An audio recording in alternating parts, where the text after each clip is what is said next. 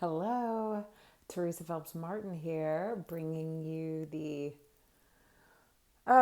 lunar insights for the new moon in Libra that is happening Saturday, October 14th at 1:55 p.m. Eastern Time, and it's an eclipse. Why are eclipses a big deal? Why do they matter? What is it? Well, eclipses happen in pairs. So we'll have this solar eclipse and then we have a lunar eclipse. The solar eclipse is in Libra, and that is where the sun and the moon are together at the same point in the sky. And this happens to be at 21 degrees Libra. And they happen to be with the south node. Then there will be a lunar eclipse. It's going to be in Taurus, and it's at 5 degrees. And that is where the sun will be in Scorpio, but the moon will be 180 degrees away from the sun at 5 degrees. That means the sun is at 5 degrees Scorpio, and that the moon will be at 5 degrees Taurus. And the moon will have just passed the north node in Aries. And so for an eclipse, the proximity to this event, this monthly event. We have new moons and full moons every month. But 4 times a year we have an eclipse, because 4 times a year this dance of new or full, of conjunction or opposition, happen within a range of the nodes. And the nodes have to do with the orbit, the ecliptic of the moon's orbit around the sun. Okay, so I know that's like very astronomical, and it is, and it's actually kind of really cool that that's how magnificent the heavens are. That the sky is, what happens in the skies are this consistent and this dramatic, and this, you can actually predict it. Okay, I'm not a predictive astrologer. I am not coming to you either as a licensed professional, though I carry that title. This is intuitive insights to help you just take in information that either serves you or doesn't. So please adjust accordingly. So this could be a personal event for you. It could be that the energies are coming really close to your own innate energy, the energy that was part of the formula to bring you into this world. Okay, it is for me, so I'll just go there. It's actually pretty strong for me and people in my life. So that's kind of a second disclaimer. So in that, what is going to happen? We don't know. Nobody knows. Nobody can even tell you, but we know what is happening. And what is happening right now, collectively, is full on, right? There is a lot of intensity, strife, war, concern, tension. And so solar moons impact more of the physical nature of life, and lunar eclipses impact more the psychological, the internal, right? So we see in the outside, the moon's dark, the sun, and this time the moon will go so far away from the earth that the sun, there'll be like a ring of solar fire, a ring of fire. Yes, did anybody else just hear the Ring of Fire song pop into their head? So, yeah, Johnny Cash, man. What a man. What a story. So back to the energetics. So this lunar dance happens to be with this really beautiful myth that talks about the head and the tail. The head of consciousness, the tail of consciousness, the serpent of our experience. And the head and the tail is a push-pull, is a tug. And it creates a churning, a huge churning.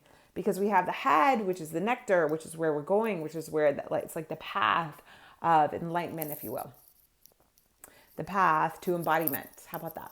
So enlightenment, where you're going to transcend and rise up and out of these challenges, I like to say embodiment. A lot of traditions, you try to go to heaven, you try to get access to be free of all the pains and miseries, or you descend, right? We know stories of going to hell or repeating this life again, having to re-engage. And so these are like, the myth is seen in a lot of places. Like, are you good? Are you going to get to like enjoy the fruits of life? Or are you going to be in exile? Right? So that's what the nodes do. They actually remind us of where we're headed, where we get to go, what's kind of promised to us, if you will, or perhaps and potentially the demise, right? Where we're going to be stuck, where we're going to really feel pain. And so in all that drama, what did the South Node also has a flip side of it. It's also like where you've come from, like what you come into this world with, what gifts you have, what wisdom. Well, my South Node is in Taurus. And so for me, that's like wisdom, right?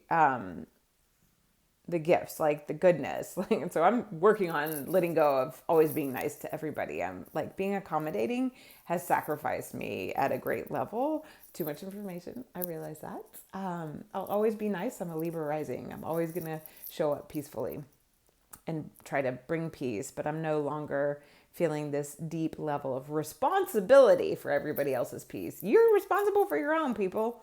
Every single person here. And don't go attacking somebody else's because you don't like how they're doing it. That's the churning, right? Is we bulldoze, we take charge, we dominate. We're all freaking people together. All right, so I'm gonna calm down a little bit. But how do we protect the peace? Usually we've been taught to fight for peace, right? But we can come and become centered in that peace. We can become centered in the relationship with ourselves, which is all Libra energy, okay? And bring it forward in our connection with one another. So we usually think we have to compromise, but it's more about collaborating. And unfortunately, as humans, we're always trying to dominate and claim it is ours individually. And there just has never been exposed a pattern of how to work together. I mean, there are in like tiny little sects and tiny little communities where everybody believes the same thing. But if we have different beliefs, there's a hierarchy that happens up. And so reason why I'm getting a little passionate about the churning that we see in consciousness and humanity in this world that we live. We have the unconscious collective that is really what's churning, right? And this demand for everybody to believe what a group believes. And if you don't believe it, you're in the wrong. I mean, like, I know 500 examples of that is coming up. So I got a bookshelf over there. Shelf those examples right now and just come back to yourself. Because what I bring here are insights to support you to work within yourself, your soul. I call it your soul. Maybe it's your spirit. Maybe it's your heart. Maybe it's your truth. What do you call it? Ask yourself that right now. What do you call this energy that guides you and directs you? And how are you engaging with it? And what do you need to improve this engagement? This is the storyline of this eclipse. And in total disclosure, this is my 20th time trying to record this. I actually did it before and I was like, you know what? I need to put it to rest and come back fresh. So hence the wet hair. And I'm not even wearing black. So it's a new look. All right. So eclipses, they're big. They're cosmic. Everybody living on planet Earth and beyond are going to feel it. If you are in this solar system, you are going to be impacted by the eclipse energy. So what is the energy? Well, the energy is really about letting go. Because the South Node is the tail, the poison, okay? And it's just what isn't working, right? Myths are really important because they help us understand the storyline of life without making it so personal. So what are the challenges? What are the hardships? What are the patterns that you contain that keep you in the cycle of discord and the cycle of pain. I mean, I think that's why our worlds, it's like I don't follow the marketing strategy of selling to people's pain. Like I'm done. I'm declaring it. I just don't do it. And that's what makes people money. And it makes me mad because everybody has pain. Everybody has strife. And when you manipulate people to sell to that strife, that's like marketing 101, how to make it better, then you're kind of dominating. Okay. But we can sell to potential. And that's also a side of it, right? So when we can recognize that there's potential in the lunar eclipse in Taurus, in my opinion, maybe it's not popular opinion, but there's potential. There's potential and there's benevolence. There's the potential of benevolence. There's the potential of blessings. Aren't there always? There's the potential of being able to thrive. And there's also the potential of living with constant strife. So this eclipse is really about how do we release the strife? How do we show up and value the trust we have within ourselves, within our own skin, and that we're connected to so much more. And in that connection, how are we collaborating with the inner worlds and of ourselves and carrying it forward out into the world so that we can make connections, because Libra is all about relationships and peace, harmony, beauty, like alignment, being centered. If you think about it from the zodiacal standpoint, the signature is the scales, right? And thank you, Rick Levine, because this is the brilliant moment I needed. And he was talking about, it's not what's on either side of the scale. It's the energy of that point that helps the tipping, right? And so if we're talking about the ebb and the flow, the poison and the nectar, the highs and the lows, the expansive potentiality and the excruciating exilization. Is that even a word? I don't know. So it's that point. So we usually hear that Libra is all about balance. Well, balance is like beyond our capacity to really live. We're in constant dynamic, right? And if you haven't heard me say it before, Libra season starts when there's equal day and night, equal darkness and equal light. Aries season starts, well, actually, spring and fall start based on when the sun moves into these points, these energetic points, okay? And so that we have 2 days of equal balance, 2 out of 365, 2. And if we take that energy, then what's the reality of it? So we have to let go of this expectation that every day we'll have balance, in my opinion. However, every day we can come back to our center. Every day, access to our own wisdom, our own strength, our own center is available. And what we learn when we show up to do this deeper work, we start to learn that we're going to move away from our center a lot, okay? But then we cultivate the pathway and the connection and the relationship, the collaboration with our inner world and the way we relate out in the world to come back to that center much more quickly, much more easily, because we know the pathway back. But you can't know the pathway back till you show up for it. Okay. So this is all my work. This is what I do. This is what I show up for. So we have to let go. We cultivate awareness and acceptance. You know, we could even say that North Node in Aries is the awareness point. And the South Node in Libra right now is the acceptance point. We have to release. So if we can release, we make space, right? Like if I took all the stuff on my bookshelves, I got yoga, astrology, and therapy books there. That's who I am. I'm also a Gemini, so I have a lot of books. Because I love knowledge. My curiosity is instant. You can't quench it, and I never will. So if I accept that, I then have a say-so over the constant need to know more. Because at one time in my life, that was creating so much strife because I needed it to be perfect. So when I can understand that the imperfections are the beauty, thank you, Brene Brown, your gifts of imperfection really radically saved my inner world and what matters to me. So those books are important. So if I let them go, if I pass them on, and actually I did pass on that book and I never got it back, which is okay. I'm happy that somebody else is using it. Then I make space for more. And in making that space for more, there's room for new things to grow, right? Like, who has a garden? Who pulls out the dead plants and lets the soil rest so that then we can plant new seeds when the time's right, correct? That's how life works. A female sheds every month. I mean, we have so many things to help us.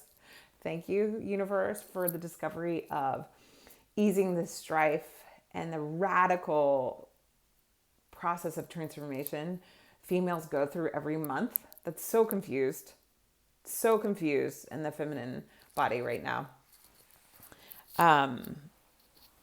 That we keep working towards making it better, right? So the only way we can make things better is if we shed and fall away and renew. So that is the signature that is the lunar insights that are really strong. So what's going on? Well, we're going to receive messages. Maybe it's this one. Maybe I'm saying something that you've already heard. Maybe it's something that I'm talking about that resonates because your inner voice has been talking to you about it as well. Or maybe somebody you love is speaking their needs to you and it's rocking your world. Or perhaps you're the person speaking what has to go, and you're rocking their world. What happens in that? Hell, there ain't no balance. So see, told you. Let go of that idea that you're going to balance out. But what's happening is we're sitting with the discomfort. We're in the muddy waters. And in the muddy waters, beautiful things grow. But it's yucky. And our culture, humanity, is always trying to get rid of the yuckiness until it gets to a place where it's so intolerable that it explodes and it causes vast devastation. So you might be receiving messages that are hard to receive. I'm talking about your close personal proximity, but you probably are highly aware of it. I mean, there are major wars happening right now. And honestly, that's what astrology was used for initially and created by and manipulated. Why do we think it's so taboo? You can use it for good, which is what I'm showing up for. But we have to talk about the bad. We have to talk about the uncomfortable. So we have the tendency to blame others, right? To be the victim. I can't do anything because it's all my fault. To bury it or bulldoze it. And like right now, that's my thing, is like I am done with people bulldozing. And so I've had to share messages that are hard for other people to receive. But if there's a commitment, which Libra energy is all about, commitment, because it's all about partnership. Partnerships only happen when there's a commitment. Do you have a partnership with yourself? Maybe that's what you're letting go of, is giving to everybody else.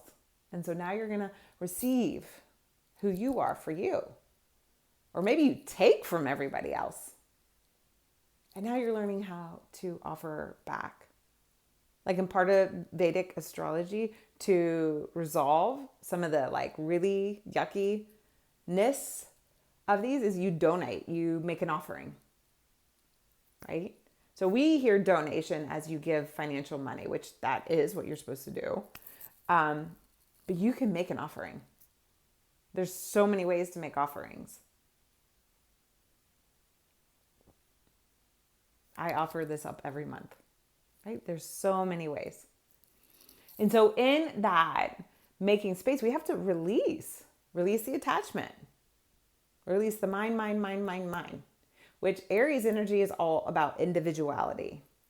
So we are being pushed into how to be new individuals, how to be new trailblazers, how to have a new restored enthusiasm and energy to do life differently, a new spark of life. We are getting pushed. And I really believe that it is a new dialogue in this relationship of learning how to slow down,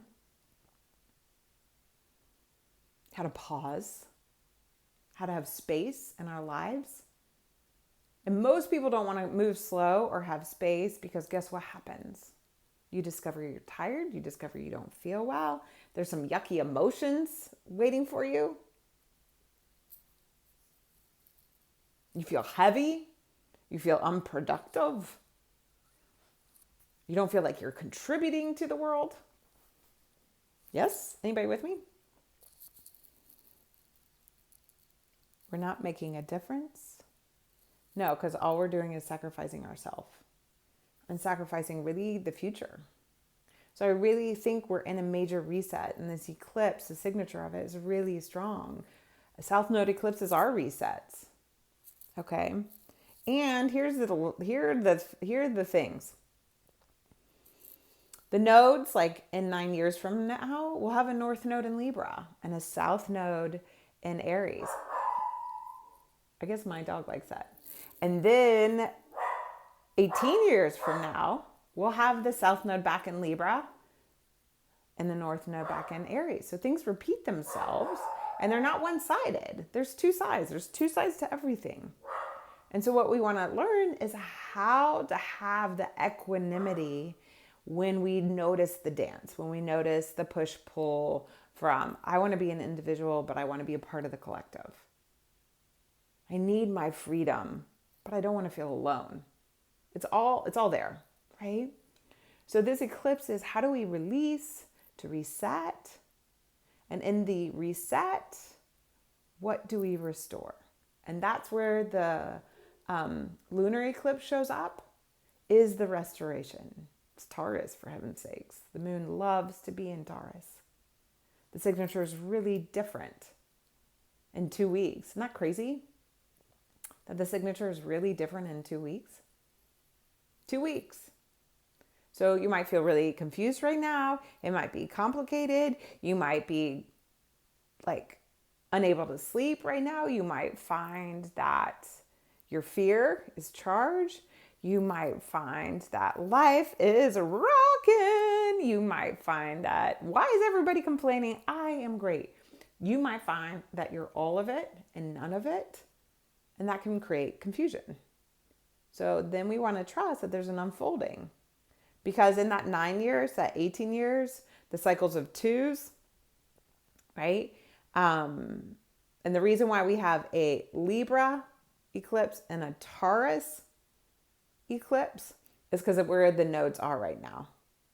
Okay. So next year, I'm like 99.95% sure. I haven't double checked. The eclipses are all in Libra and Aries. They might actually, no, they're not. They are not. We have a Pisces eclipse, right? It's just because of where the position of the nodes are and what degree points the sun and moon show up. Okay. So 9 years ago, what was going on? 18 years ago, where were you? Because 18 years ago, we were in this patterning. And we haven't had a solar eclipse in Libra since 2005. So it's a big deal. It's a big deal to have one right now. So you can look at those patterns. And just a little word of, like, for anybody who does manifesting or puts water in their jars, to moon bathe. Eclipses are not times to engage with that. It's more of a time of trust, ground, center, breathe, nourish, allow. Allow, because it's bigger than all of our ability to comprehend. And so we are surrendering. And then when it's revealed, like, has anybody had to live through, like, I've lived on the coast, and so hurricanes coming. You have to shut down the bridges, close businesses, close schools, because you know it's coming. Unfortunately, I've never had to live through a really extreme one that, like, demolishes. However, I lived on the coast, so I've lived through many hurricane days. And then afterwards you go, okay, so we pick up the debris, we clean up, or if anybody's had to be in a bigger crisis like that, you work with what is remaining and you rebuild. So we know we get to do that. And even the lunar eclipse in Taurus reminds us that we get to rebuild. But we have to first come back and release to make space for what is supportive, what is good for our essence, for the big collective and our individual self. We want to honor our self-worth. So Libra is ruled by Venus. Guess what? So is Taurus energy. So there's a very strong Venusian energy to this, which is also why I really believe it's the reset of the feminine engagement, the feminine embodiment, the feminine qualities. And I'm not talking about boobs and uteruses. I'm talking about all the RE words, the way we receive, the way we restore, the way we remember, the way we respect our resources, our ways we reconnect, the ways we realign. There's not just a push and a full steam ahead energy anymore. It takes a little while to shake out, but that's the biggest intuitive hit I've had, as it's a true reprogramming of the dynamics we've always seen of how do we assert, how do we carry our passions forward. And usually, right, we have what's not sustainable anymore is, hello, there's a mental health crisis, not just in the United States, people, worldwide, because we haven't given space to slow down and give room for the emotional tidal waves. Right? Because it's uncomfortable. Who likes, man, yes, I'm going to have a big old, 5 weeks of not being able to sleep. I can't wait. My system's going to be so overwhelmed. Nobody says that. We medicate, we do things. Or who's like, oh man, I can't wait. I'm going to be so depressed that I'm not going to be able to leave my house. I'm not going to be able to have pleasure. No. We just, no, right. I know. Can you believe I even said those things out loud? Who says, oh man, I can't wait for this thing I've been committed to for so long in my life just to completely fall apart? Yeah, man, I got space for it. No, we don't operate that way. Nobody wants that. But what we are being asked or mandated by the cosmos is to stop going to war with it. Stop bulldozing it. Stop being in the blame. Sweep it under the rug. Oh, don't feel that way. Oh, you'll move on. Resilience is a beautiful thing. Resilience is that tapping into the feminine. That's the RE word. It's available to us, right? And it's not about making time for it, although with time things happen. It's about creating space with it. Like grief is one of the biggest things that our culture does not make space for. Our ritual around it, our understanding of it, the way we approach it, loss of anything. And it can create major breakdowns when left unattended, right? So there is a big signature right now. If you need help, make a call, make a phone call.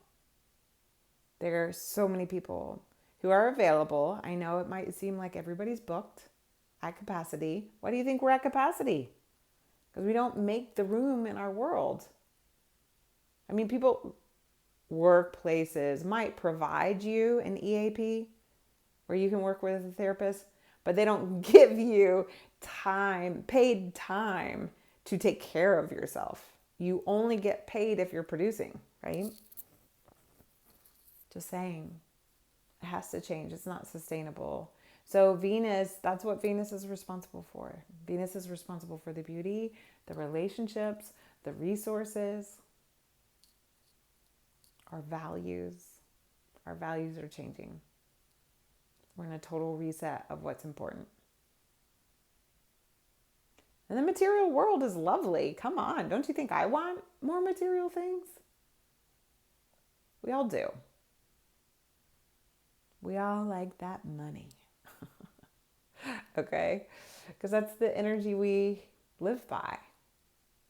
Well, we are all being marketed to that what we have isn't good. We're not good enough.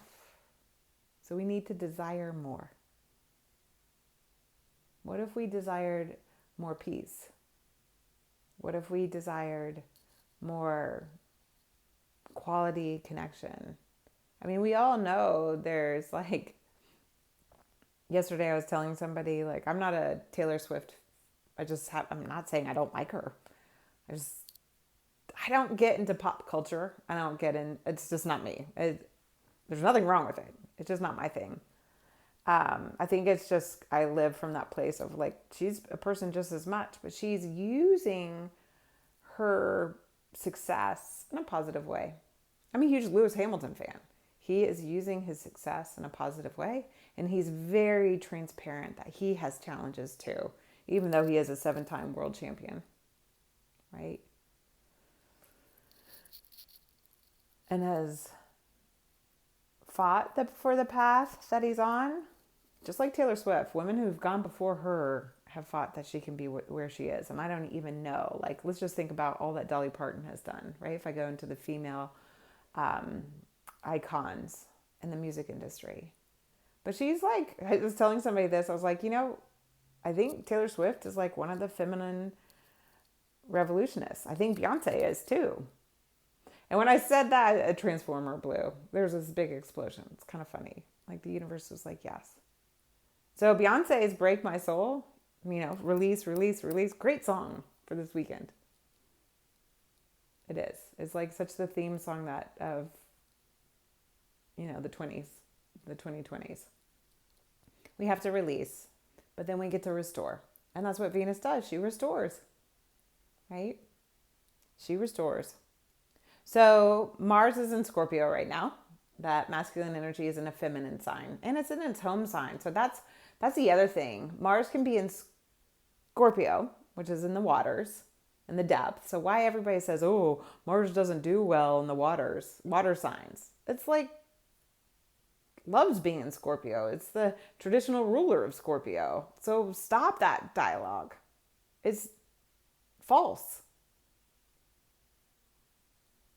Because, oh, Mars likes sex, Scorpio likes sex. Stop that dialogue. Well, you can keep that dialogue, honestly. Do what you want to do.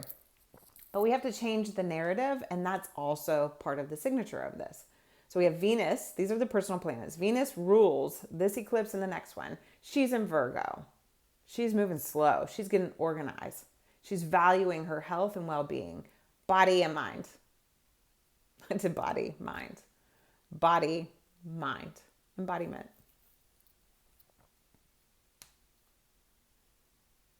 So she's going to help us utilize the wisdom to take personal responsibility from a value-centered direction, a resourceful. You hold so many internal resources. Then we are going to, the other personal planets, Mercury, the messenger, is non-binary, by the way. And it's just bringing those messages. Maybe we like them. Maybe they're not dressed up in fancy clothes. And then we also have Mars in Scorpio. So these are in a Virgo, Libra, like inner world Virgo, rising above the horizon Libra, or I guess for you guys it would look this way. Inner world, Virgo, rising above the horizon, Libra, and then into the vulnerable states, Scorpio. The intimacy of I have a relationship with myself. Like I've gotten to know myself. I've done the work. I have this container. I'm going to step out. That's Virgo. I'm going to step out. That's Libra. I'm going to relate with others in the outer world, Libra. I'm going to bring more peace, bring more harmony, Libra. More acceptance, more alignment, Libra. So that I can be intimate with somebody else. That I can work in that partnership in a way that somebody allows me to see into them and I allow them to see into me. Which Scorpio gets the doghouse, sex, death, and taxes. No, depth, transformation.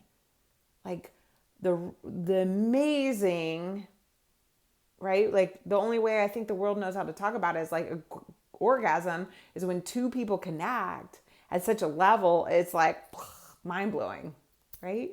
Sorry I went there, but that's like we don't know how to do that because that's one of the only things, but we have awe, we have wonder, we have mystery, but when we go there, we're out of our safety zone. Why? Because we've opened up our inner self to something else, but we have strength as long as we show up for it.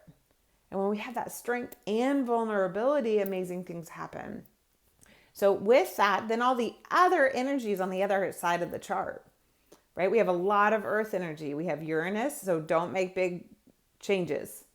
This is not the time to take a risk, okay?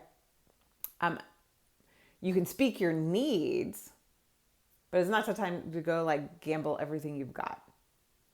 It's like, what are your needs internally? How are you valuing your self-worth? How are you connecting to the embodiment of the feminine? It's got to be through your guys. And all this, and how are you then being emotionally driven, okay? And then there's Chiron that sits on the other side. It's hanging out. It's the wounded healer. It's in Aries with the North Node. And so it's going to make you second guess if you can do it. Okay, so that's why there's no need to take a risk. Uranus is in Taurus. Taurus is not a risk taker. Uranus is. Taurus isn't. Steady, solid, but it's uncomfortable making change. Okay, Jupiter is over there in Taurus. Beautiful place for Jupiter. Benevolence, like tangible, felt, seen, tasted, valuable, resourceful benevolence, blessings. And then we have Pluto at 27 degrees in Capricorn. That's about to go direct if it hasn't already. The transformer, which is kind of a very far square with this eclipse. So it's, sorry, game on. It's going. Well, you're probably not like game on, but don't be the victim. Everybody's having to go through, and then everybody's having to go through this release. And then we have the water signs in Pisces. We have Saturn at 0 degrees and Neptune at 25 degrees. They're both retrograde. And Saturn in Pisces is just like the come to Jesus moment of like, we can't keep doing it this way. The emotional waters of the collective are churning at such a level that we can't sustain it anymore. So we have to do the work. Saturn is who wants us to do the work. And when we do the work, we can reap the benefits. That's the energy of Saturn. And Neptune is just that reminder that there is more. Like maybe it's an illusion. Don't get stuck in the illusion, okay? And so Uranus and Neptune are working together right now, but they're making it really awkward for this eclipse. So just, again, you have to. And that North Node in Aries is really helping us pave the path for a new relationship with our inner world. So trust in the universe, utilize the wisdom that's come before. The wisdom, every single one of us, you, me, everyone has the capacity to connect to an internal state of peace, of calm, of courage, of creativity, of confidence, where we're really centered, where there's like such a clarity that we can be like willing within our hearts, a willingness, an openness to when we are self-led, or I like to say soul-led, hence Soulfully You. Every single one of us. But we have to build the relationship with all these different parts of ourselves, parts that we relate with. And so this is really what's giving birth. That we can awaken to the wealth that growth provides, trusting in resiliency, that there's like a wealth of opportunity to live and feel stronger and more connected.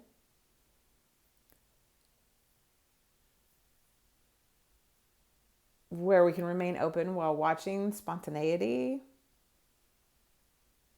where we can observe and learn. It's a really great place to just give yourself space this weekend all together. And if you have big things happening, it's okay.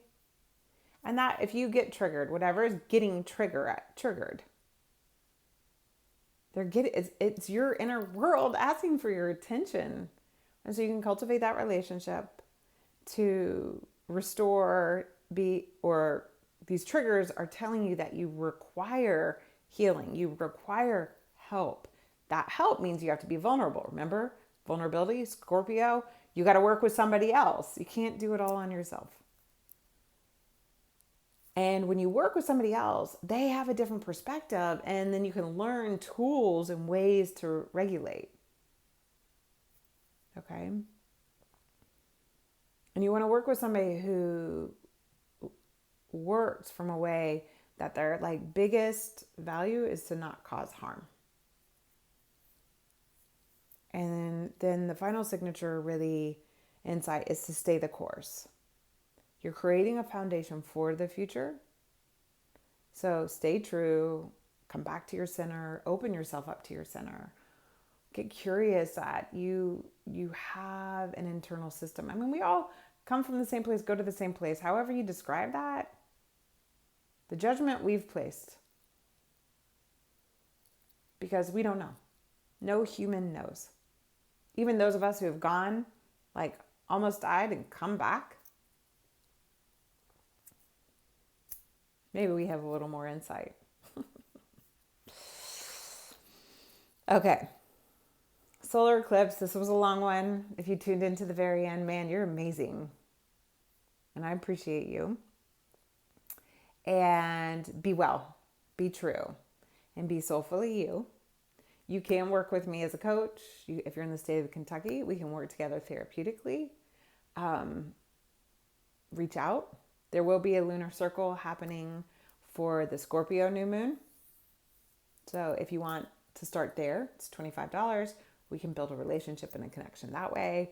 It's like a baby step into vulnerability without, you're going to feel vulnerable no matter what because you're in a group.